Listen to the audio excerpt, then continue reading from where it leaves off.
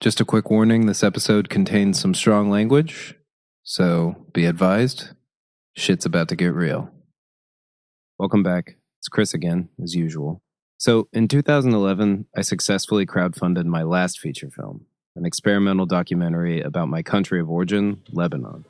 I'm now a filmmaker in Portland, Oregon, and I would like to return to Lebanon and make a documentary that really highlights and captures the beauty of the culture, a culture that could have been my culture had I stayed there. The film was called Light, and it was funded on Kickstarter with the help of my producer at the time and really good friend, David Pennington. The benefit of crowdfunding, as I see it, is it allows an artist or a creator to connect with other like-minded individuals that want to be a part of the process. That's David. For the special features on Light, we sat down for a long conversation about the process surrounding Kickstarter, where we explored things like crowdfunding culture and specific strategies we used to complete a successful project. It's a really valuable 18-minute deep dive. And in this platform, in this medium, it's not enough to just have passion in your heart. Like that has to be evidenced in like what you do and how you engage your backers and engage your potential backers, and how you support and feed your backers, and encourage them to be a part of the process, and to also not only contribute monetarily but contribute like networking wise.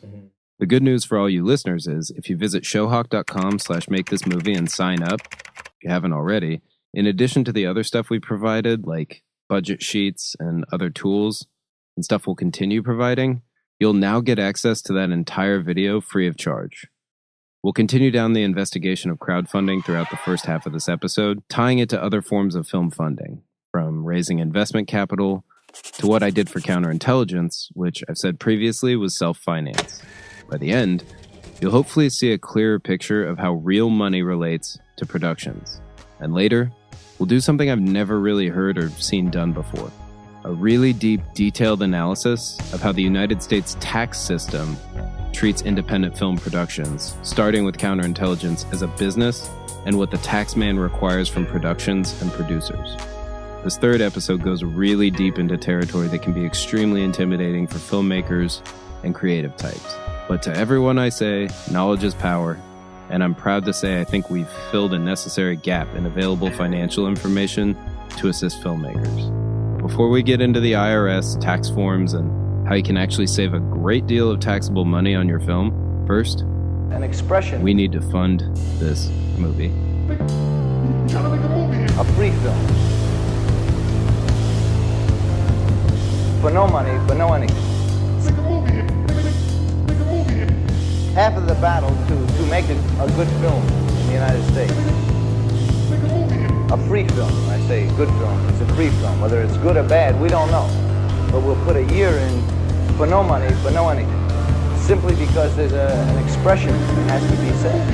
Now, we don't have any reverence for this expression. We don't believe it's a church. We have to have a good time, otherwise we die. I mean, how much does this cost? You know, paper to do the hard work, and how much does reels cost? We get it all from the major studios.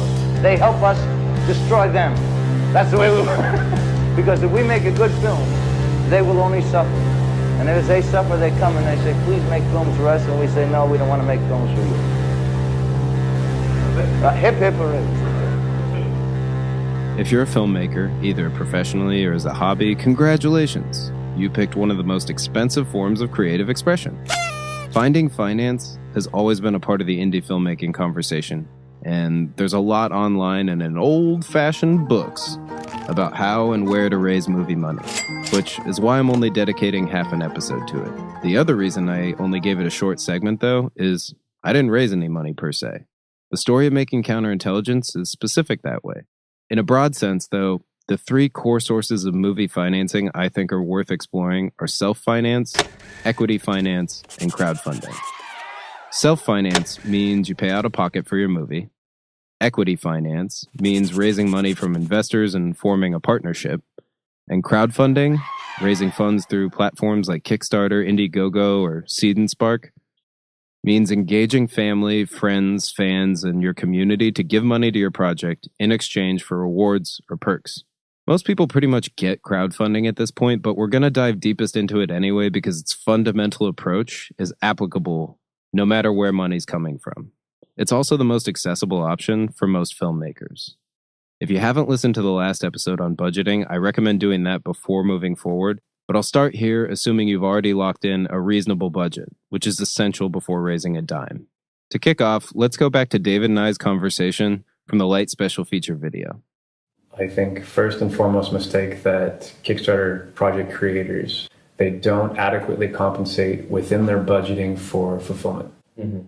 In the early days of Kickstarter, David produced a video for a friend who was trying to raise $2,400 and ended up raising $25,000.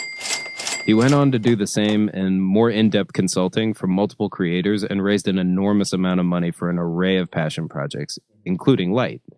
He definitely had the magic touch.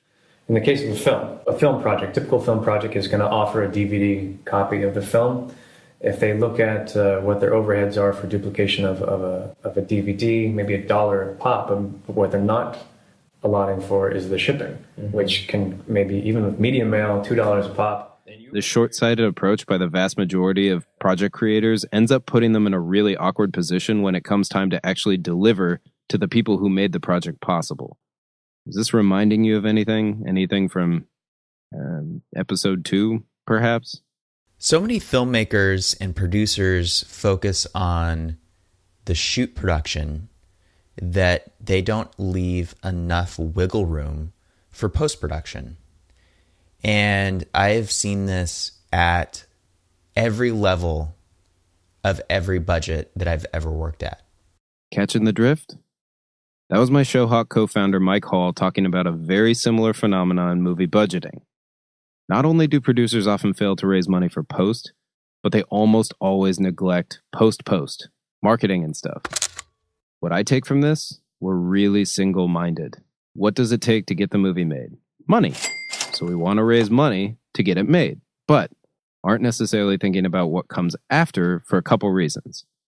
It's only recent that filmmakers have even been able to control distribution and marketing, and just raising money and getting it made are really, really hard. Now, you might remember Mike suggested budgeting for post, every possible expense, then doubling that budget to allow a cushion. If you're crowdfunding, do some advanced research on reward fulfillment to save you boatloads of problems down the line. Same thought process applies to approaching investors, too. They'll want some sort of business plan. How do you plan to make their money back? A good start is including that cushion in your budget and showing what you'll use it for. Beginning with the end in mind is key here. Just like tailoring your script for the micro budget, it all connects. But back to David, though. He's about to drop some serious knowledge on how to begin with the end in mind when crafting your overall pitch for success. With any project that I've done, Kickstarter or otherwise, I begin with 4 questions. The first question is, what is the idea? And making it succinct and compact as possible. So he goes on to cite the Star Trek creator's initial pitch. It was simply a wagon train in space. That doesn't begin to boil down the complexity of Star Trek, but you get it, right? You need an elevator pitch, a distilled phrase or explanation that can stick in backers' or investors' minds, even if it means oversimplifying your project. When raising funds for their first feature film, Blood Simple, the Coen brothers went out and shot a trailer for the movie that didn't exist yet. This was way ahead of its time. But think of your pitch in those terms: concise, simple, constructed to get buy-in from an audience, and really embody the feel of your project.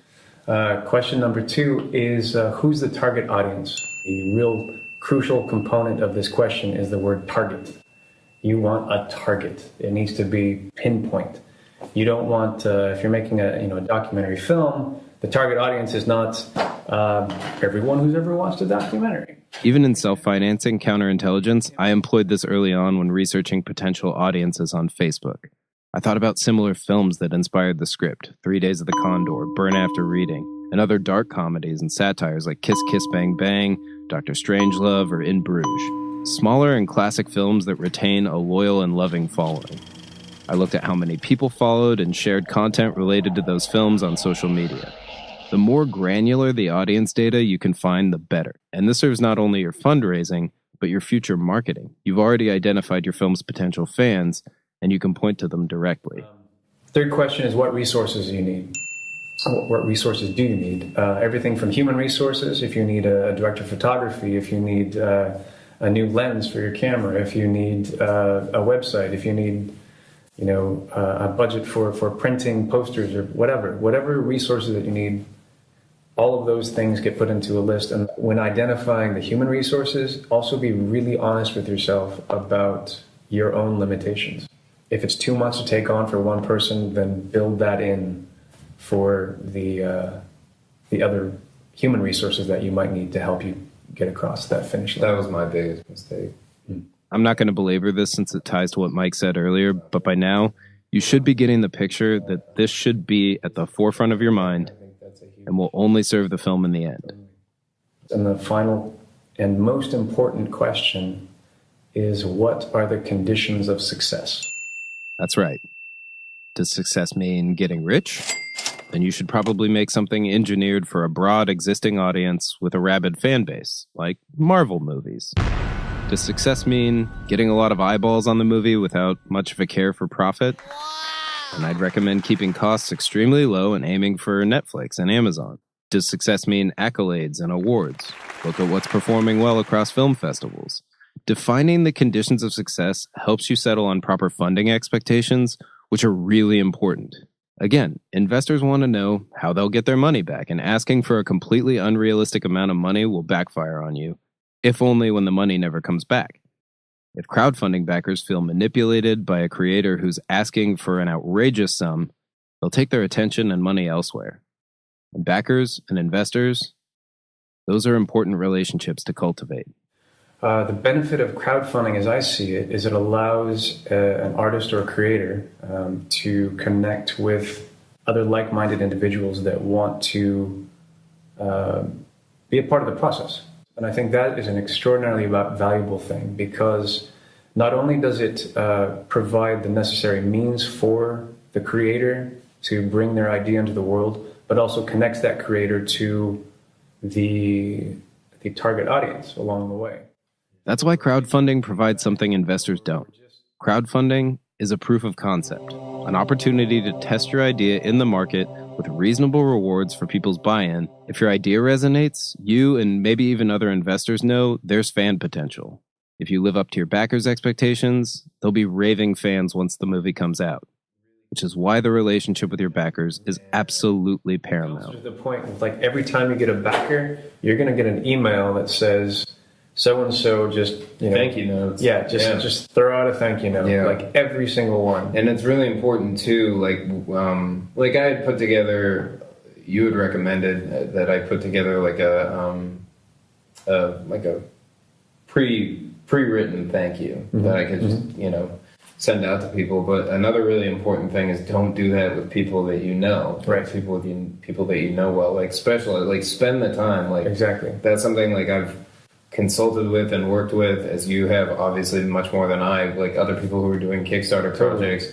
That's something that I always want to drive home, is like maintain that connection. What people don't realize is like it looks easy when you're looking at a finished product or project. Like you have this idea in your head that this could be the next big thing, but what you don't realize is this is going to be a full-time job. Like you need... I had a day job in retail when I was running my project. I checked a computer every couple hours, then lived on one once I got home, sending thank yous, answering questions, replying to each and every supportive message, and pushing the project as much as I could without being a blowhard. Maintaining relationships is part of what makes crowdfunding magic.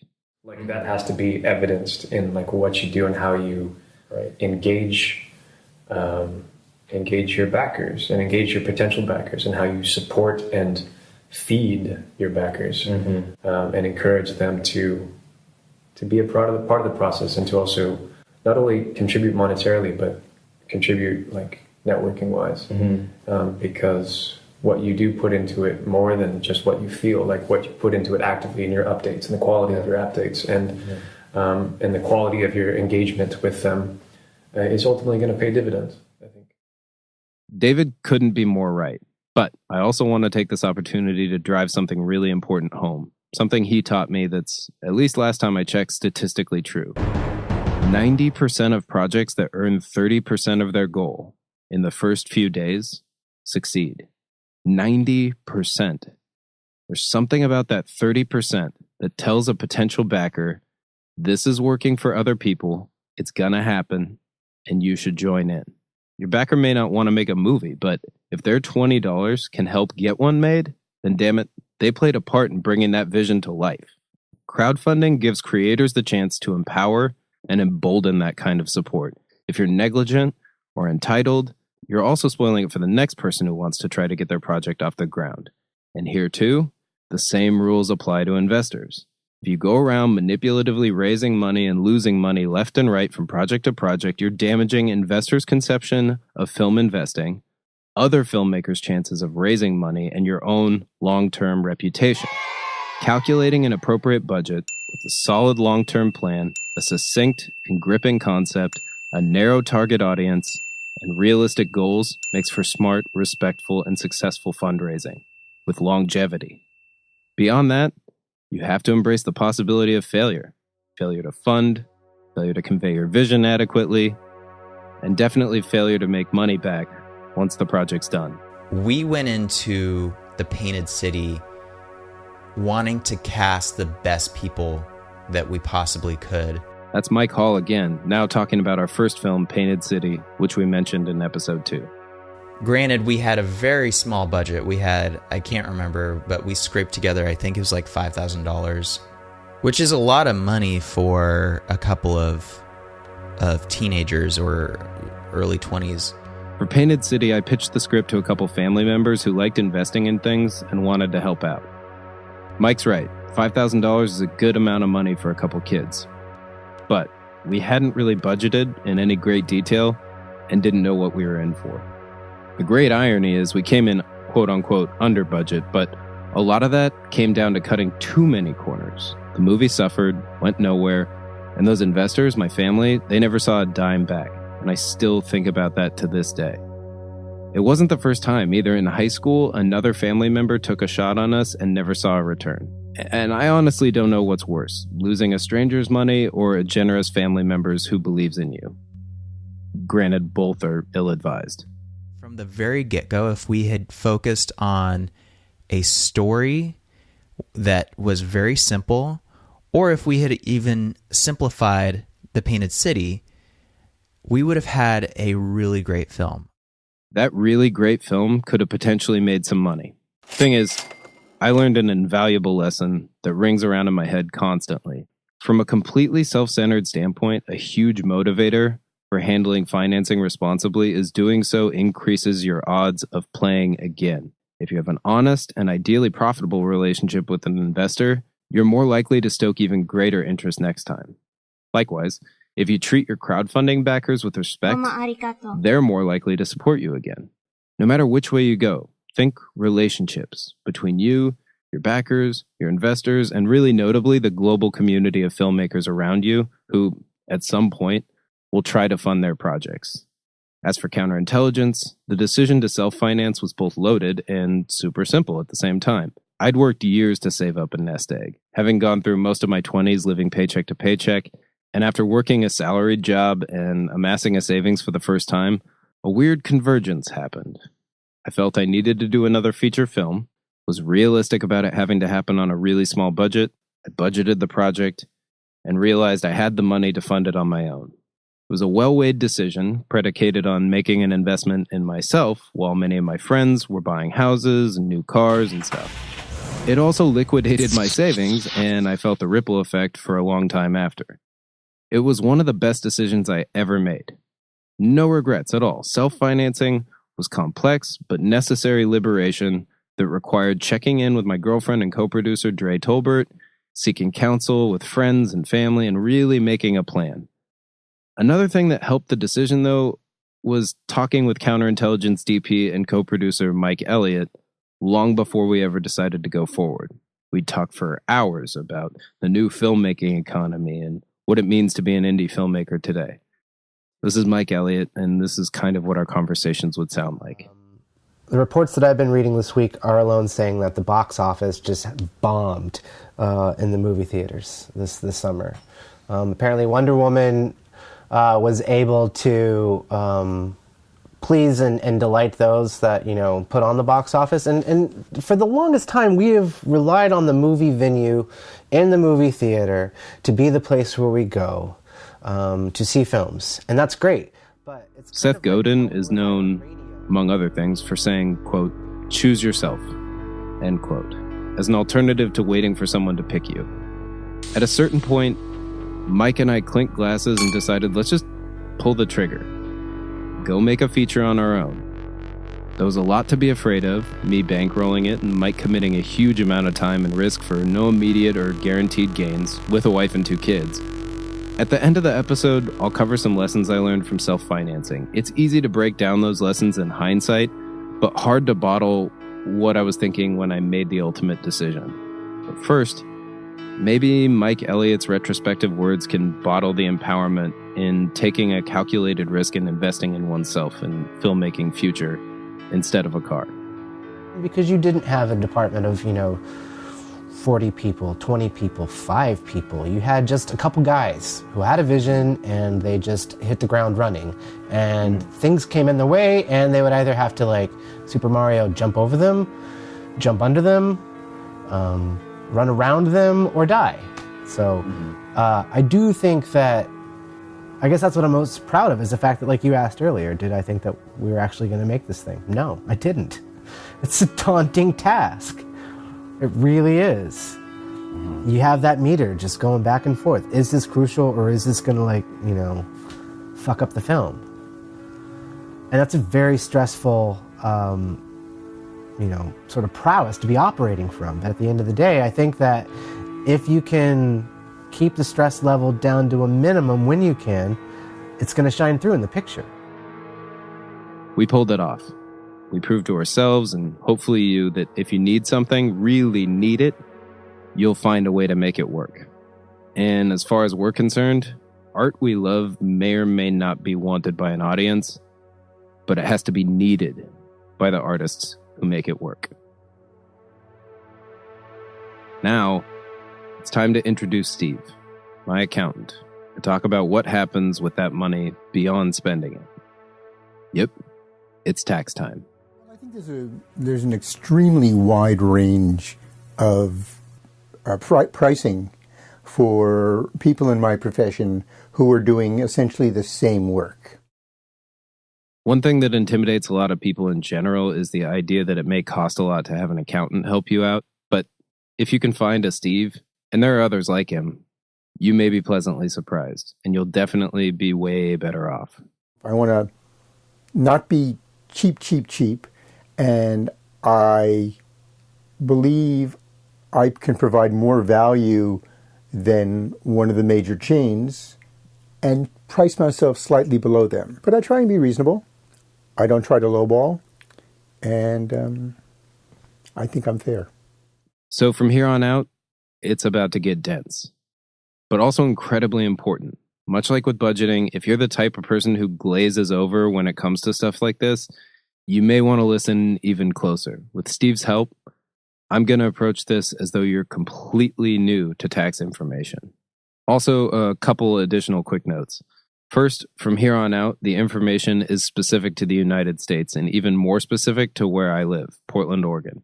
If you live outside of Portland, some minor details may vary slightly, and if you live outside the US, they'll probably vary significantly. But I can't speak to that, and neither can Steve. Just know that if things come up that are state-related, you may want to look into them further. Secondly, all the forms we discuss and some other relevant information can be found, again, totally free, by signing up at ShoHawk.com/makethismovie. It's your own personal production tax starter kit.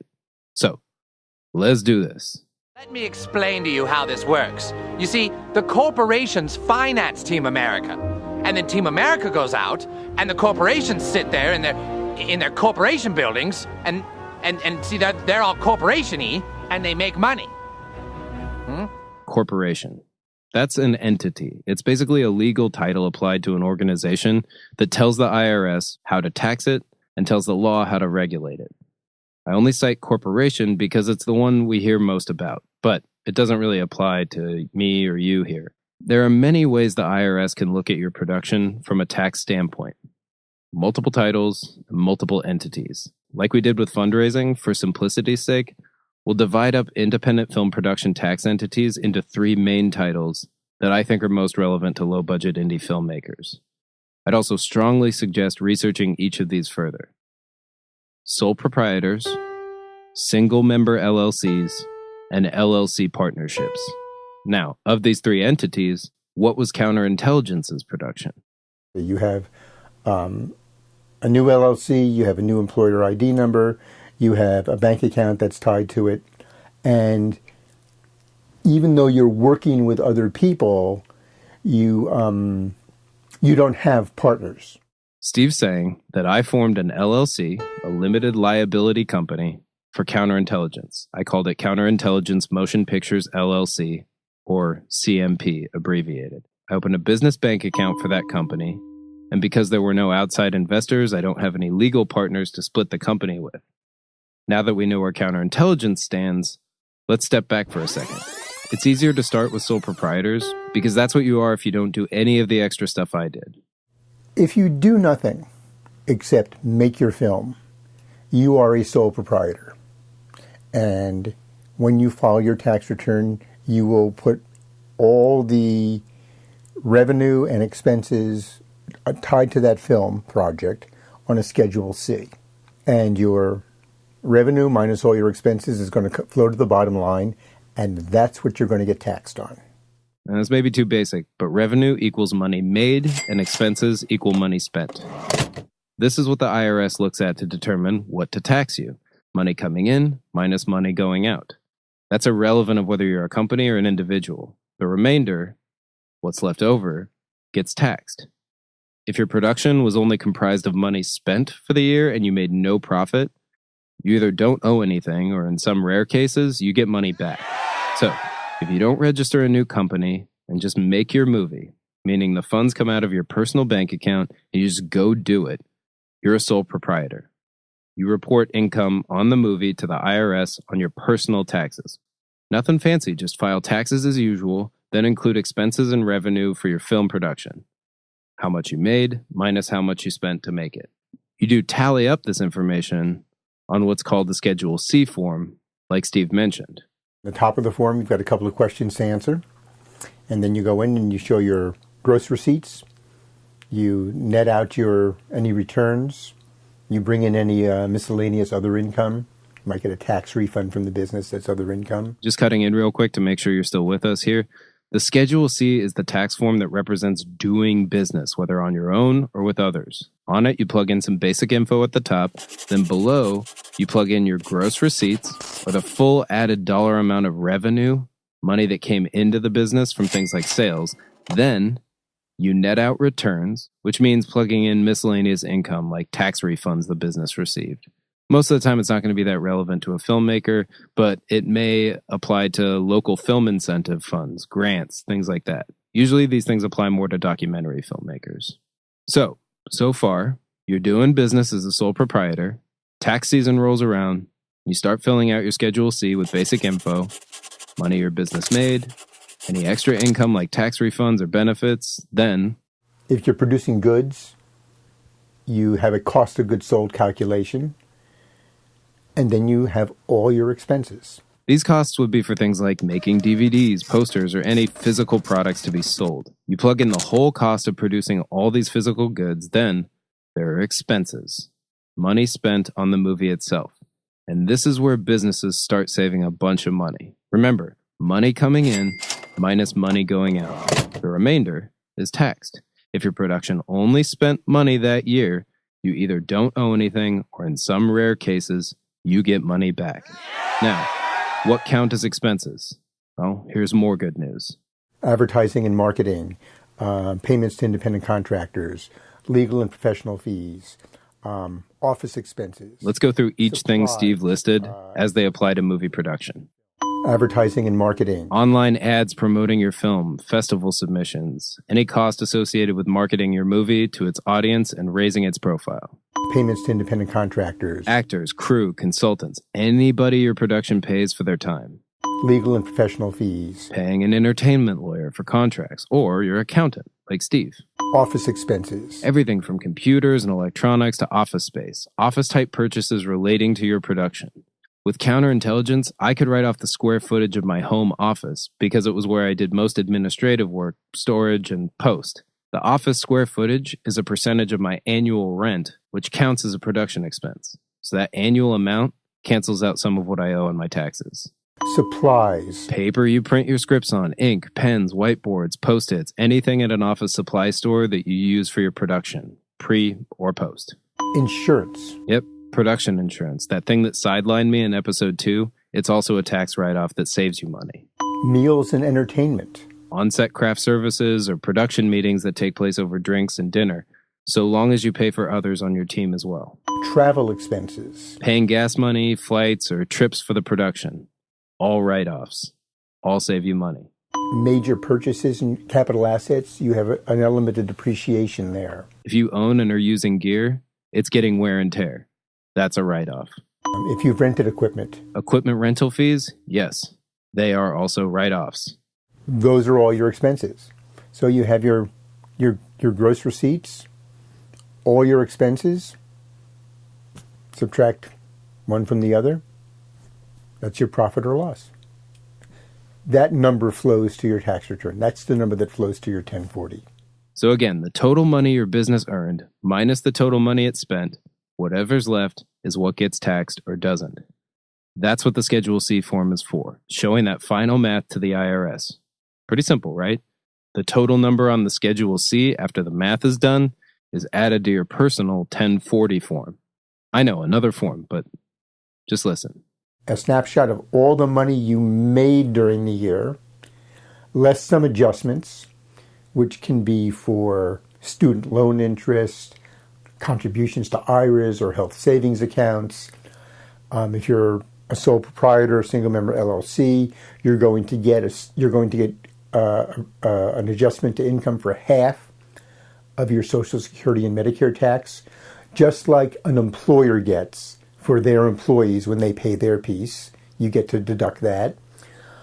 And if you buy your own health insurance, you're able to deduct your health insurance premiums on your 1040 to the extent that you have profits. But that, in essence, is the 1040. Income reduced by certain expense items. Basically, you submit to the IRS every year if you're paying your taxes. If you use a service like TurboTax, they're basically taking your information, plugging it into a 1040, then sending it to the IRS. Whether you're an employee at a company, getting a W-2 at the end of every year, an independent contractor, or a student, you're a citizen who submits a 1040. So, as a producer, your 1040 is where your production costs and profits merge with your personal costs and profits. Examples of personal costs could be how much you put into a 401k or pay out of pocket for health insurance. Now, that's a sole proprietor. What you are if you just make your movie without registering a company with the federal government, paying from your personal account, no business banking or business IDs. There's nothing wrong with this approach. In fact, it's probably the simplest. Again, you just calculate everything on your personal taxes, profits and losses, etc. With that, let's dive into single member LLC, what I did for Counterintelligence. It actually has its benefits.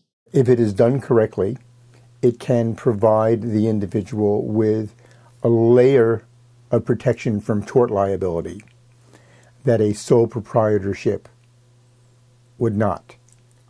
From a tax standpoint, they are taxed exactly the same way. An LLC, or limited liability company, is a bubble. It separates the business owner, me, from the business entity, my LLC, Counterintelligence Motion Pictures. It protects me from CMP's liabilities. The tricky part here, and it gets tricky because of the way that individuals operate their businesses, the LLC provides you with, will shield you from various elements of liability if you really run it as a separate business entity. LLCs do a great job of insulating you personally from things like audits and lawsuits against your production, and vice versa, hence limited liability company. If somebody trips coming up the stairs to my house, breaks their leg, and now wants to sue me because one of the tiles came loose, and that's what did it, that my business assets are segregated from my personal life because of the structure of the LLC. So they can't come take my computer. They can take my car, they can take my couch, but my business entity is intact. Flip side is, I have a client that I get into a major disagreement with. I've made a terrible mistake. I've exhausted my E&O insurance coverage, and they still want money from me. They have my computer, they have my printers, they have my desk, they have my chair, but they can't get my car because that's not part of the business. A single member LLC or an LLC where you're the only official member and responsible party is taxed the same as a sole proprietorship. So everything we've described already, money in, money out, Schedule Cs, 1040s, expenses, if your expenses are the same or more than your profits, you don't owe anything. It's exactly the same with a single member LLC, but an LLC legally separates business assets from personal. Again, filing taxes is the same for both business and personal money. But if the shit hits the fan with your business and you've handled your LLC right, you get to keep your couch. What does it mean to handle it right? You'd really want to have a separate banking account that you run your business through. And you want to have an operating agreement. And there are specimen operating agreements out on the internet that are really easy to fill in. That talk about, here's my LLC, here's when it was set up, here are the parameters, and that you want to be able to follow it. Business bank accounts separate your LLC and personal money and prove you're running a business. You get a business bank account after you sign up for an LLC, which we'll cover in a little bit. When you get what's called an EIN number, you just take it to the bank and they'll set you up a business account. Operating agreements are simple documents outlining what your business is and how you plan on running it. For CMP, the operating agreement basically said the company was formed to make and release a movie called Counterintelligence. I filed this agreement with the state, and if I follow it, I've decreased liability. Like Steve said, just search operating agreement online. Mine took about 10 minutes to make. Now, tying back into our first half on financing, all of the tax info we've covered so far applies to both self-finance and crowdfunding, assuming you're a sole proprietor or single member LLC. That money is all essentially going to you to spend. But if you're getting investors, the game changes a little bit. You'll definitely need an LLC. So let's talk about LLC partnerships.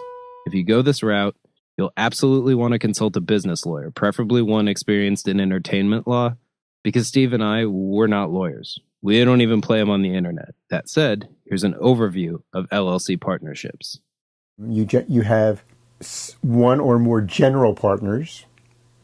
The rest of the people are limited partners. All the bookkeeping, the record keeping, etc., is done at the partnership level. And at the close of the year, the partnership creates a return and apportions the income and expenses to all the partners according to their distributive shares in the agreement. In a partnership between you, the filmmaker, and your investors, you'd be the general partner, and the limited partners would be your investors. If a chef partners with investors to start a restaurant, the chef would be the general partner because they're the one cooking and running the restaurant. The general partner does the day-to-day running of the business, and the limited partners are the money behind it. Distributive shares are just the percentages each party owns of the business. Remember how single-member LLCs pay taxes the same way sole proprietors do? Like for my LLC, CMP, that company itself doesn't pay taxes. I pay those taxes personally because I own the full LLC. Well, when Steve says taxes are distributed among the partners based on their shares, he's saying that tax responsibility for each member amounts to their percentage of ownership. For instance, if you, the filmmaker, form a partnership with two investors and your share of ownership is 51% of the LLC, their share is the remaining 49% split between them, right? You have 51% and they have 24.5% each. Now, you make the movie, release it, and after all your expenses are added up, the movie profits $10,000. That profit has to be divided between the three of you. You know, if the partnership bottom line is $10,000 of net profit at the end of the year, you're going to get $5,100 of profit is what's going to flow to your tax return. Because you, the filmmaker, have a 51% ownership stake in the partnership. And the other two partners are going to split the other $4,900, and that's what they're going to get on their tax returns. Your investors would be responsible for claiming $2,450 each on their personal tax returns. Make sense? Again, an LLC doesn't get taxed. It collects and spends money. Then the partners are responsible for the liability according to how much they own, because all they would be responsible for paying for were taxes on profits. If the company takes a loss, no one's paying anything. So if profits are made and those profits get dispersed to the owners, that's what they're getting taxed on. Your taxes are your taxes, and your partners are theirs. Now, the artistic you may wonder, how does percentage of ownership affect final cut of the movie? The investors are not going to know anything about running the business. I mean, they're not, you know, the investors are not in a position to step in and take over the production, you know, unless they are, you know, a George Lucas, Steven Spielberg, you know, somebody that actually, you know, knows the business and is just being an investor. Again, limited partners or investors are called that because their primary contribution to the production is limited to money. General partners have the general skills to do the job. Therefore, there are limits to the influence limited partners can have on a movie, legally. Also, voting rights in an LLC are typically written in the operating agreement. This is why you'll want to consult a lawyer for more counsel on this. They can advise you of the best ways to protect yourself, register the partnership, and negotiate the terms. I just wanted to touch on it here so you could walk in prepared. And that's the nitty-gritty of all three entities most indie filmmakers will have to worry about. All this said, if you want to go the LLC route for self-finance, crowdfunding, or even partnerships between you and collaborators, you don't necessarily need a lawyer or an accountant. They're pretty easy to set up. As I mentioned before, every state's different, but anything Steve mentions that's IRS related is national standard. So, follow along. Here is exactly how you start an LLC. Probably step one is to go to the Secretary of State's website, look at the business name registry, plug in the name you want for your LLC and see if it exists. If not, that's good. Then I would take that name and I would then open up a new browser window and jump over to irs.gov and do a search on employer identification numbers and apply for and get yourself an EIN. Takes a couple of minutes. You've now got a name. It comes back and here's your 9-digit employer ID number, which you need when you jump back to the Secretary of State's website to go to the LLC setup. Of course, one of the things that they're going to ask you for is, what's your employer ID number? You've got your employer ID number. You plug that in. They will want to know who is the registered agent. I think for simplicity's sake, you're creating the LLC. You're the person that wants to be notified about anything. And you pay $100, and you can then print out your essentially your articles of registration, and you're done. Then you can take that to a bank if you want the bank account to be in the name of the LLC. You can show that here's my employer ID number, here's my registry with the Secretary of State, and you've got your paperwork, and that's basically it. And then each year, you'll get an email from the Secretary of State saying, you owe us $100. Keep your LLC going. Yep, that's it. You can always come back and follow Steve's description as much as you need, and some relevant links are also listed at ShoHawk.com/makethismovie. Just remember, you can drive 400 miles south of here and be in California and do the same thing, but you'll pay $800 every year. Back to Counterintelligence. When 2016 tax season rolled around, the movie wasn't complete. It hadn't made any money, and all I had were expenses. Money out, no profits. If you are running a loss because you made all these investments and you worked hard all year, but you just didn't sell anything, you have a loss for the year. And that's not a bad thing, and it's not a red flag with IRS. People lose money on their businesses. Particularly like early stage. Early stage. If you can show that you are running your business with a profit motive. Profit motive means showing that your intention is to eventually sell your movie for profit. In most cases, profit motive is kind of implied. It's really a lot less scary to start a company when you know there are systems in place allowing you the time to grow. Then, eventually, when you do make money... I mean, it really all depends.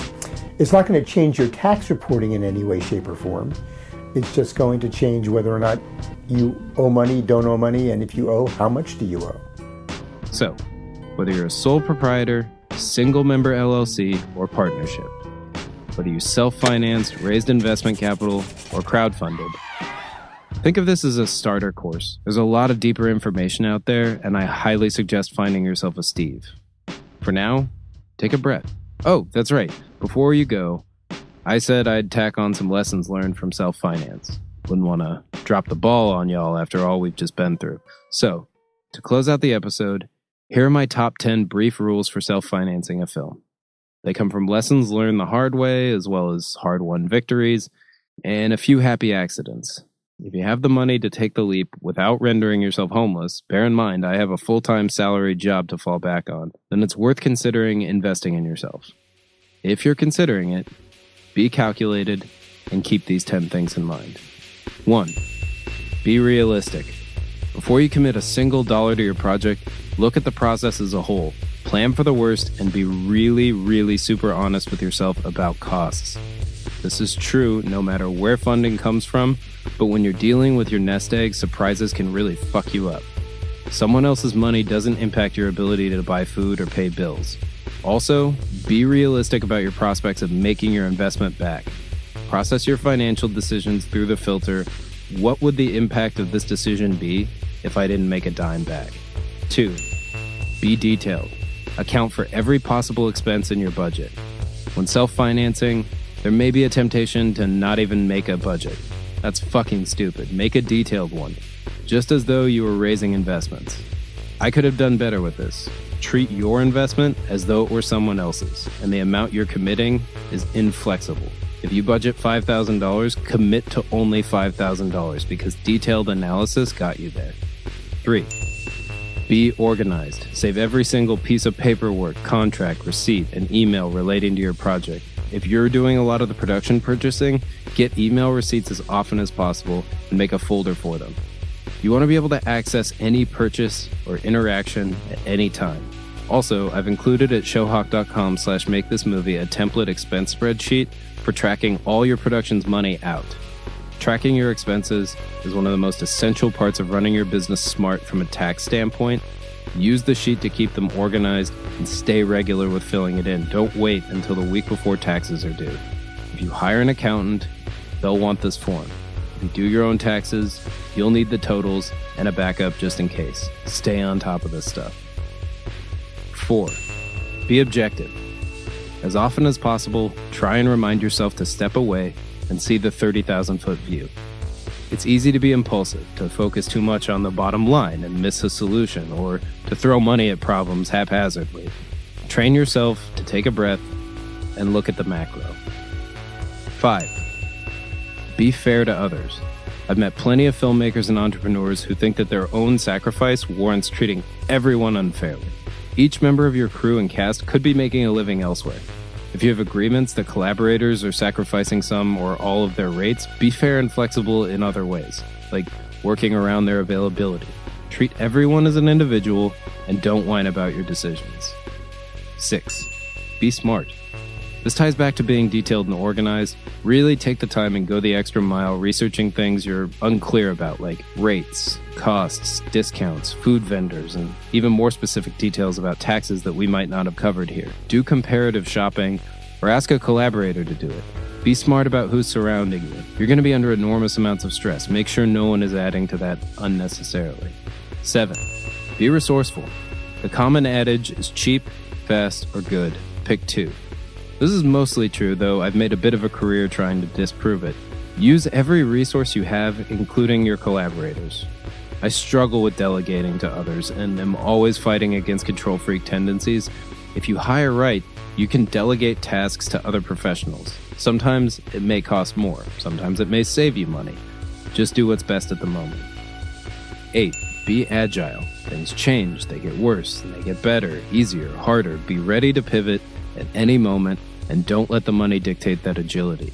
You can easily make decisions you wouldn't ordinarily make when your money's on the line. Stay ready to change pace or approach when a situation calls for it. You can be creative with how. 9. Be prepared. I don't think I was prepared. Prepared is a catch-all you need to keep in mind as much as possible. Be prepared to possibly alter your life throughout this process. You're already going to be tired from producing a movie. Be prepared to possibly not have some of the creature comforts that usually help you relax. And if none of that's an issue for you, congratulations. Be prepared to possibly lose every dime you put in, plus the money you may have lost while taking the time to make your movie. If that bugs you out, let me make it up to you. I'm sorry. Lastly, 10. Be free. Self-financing affords you a level of creative freedom that's rare in filmmaking on any other level. You as the head filmmaker and financier answer only to yourself, which is something you should handle responsibly, especially if you want to see your money come back, but it's also a feeling you should relish in. Feel free to take calculated risks and flex your creativity. There's more to investing in yourself and your film career than a vague concept of profit. If you're doing this, you're doing it for your own validation and happiness. You wouldn't likely be doing it if you didn't feel like it was important for your sanity on some level. So enjoy living your most sane and creative life. And with that, we'll see you next time.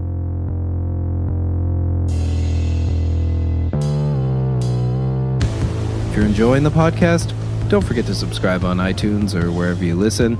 While you're there, you could totally leave us a rating or a comment or both if you so choose. Those are easy ways to help spread the word to other listeners who like the same stuff as you. Music for the show comes from our film, Counterintelligence, and was composed by the great Noah Simons, who you can find on SoundCloud or Bandcamp as Larians, Larians, and his band, Male Blonding, on Bandcamp, iTunes, and Spotify.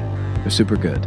Make This Movie is brought to you by ShoHawk Media. If you're a filmmaker who wants even more useful info and tools, visit shohawk.com/makethismovie and sign up to access our free micro-budget producer starter kit, including template spreadsheets, documents, and other great stuff we cover throughout this series, ready for you to fill in the blanks.